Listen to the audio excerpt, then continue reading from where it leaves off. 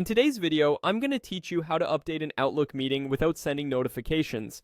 Whether you're tweaking a time, altering participants, or adjusting details, sometimes it's beneficial to make these changes quietly without pushing notifications to everyone involved. Let's take a step-by-step look at how you can do this using Microsoft Outlook. First, you'll want to navigate to the Microsoft Outlook page in your favorite web browser. Head over to the site, and from there, click on the Sign In button in the top right corner. Once the sign-in page loads, you'll be prompted to enter your login details. Carefully fill out your credentials, ensuring that everything is typed correctly, and then click Next to proceed. Once you're logged in, you'll land on the Outlook dashboard. This platform will be familiar if you're a regular user, and it's your hub for managing emails, calendars, and more.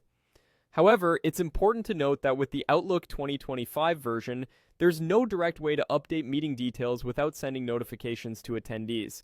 But don't worry, I have a workaround that might be just what you need, at least for personal notifications.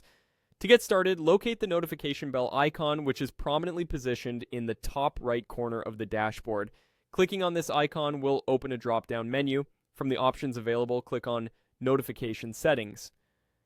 In this menu, you have the power to tailor which notifications you receive as the organizer. Focus on the section for calendar events. You'll find the option to turn off calendar notifications.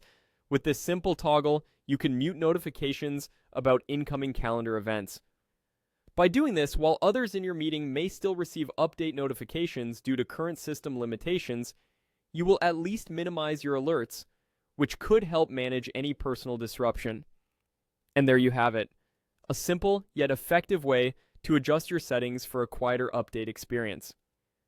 This won't completely solve the issue if you're looking to update meetings stealthily for all participants, but it's a handy tip to know for your own notification management. Hopefully, in future versions, we'll see an addition that incorporates a broader solution.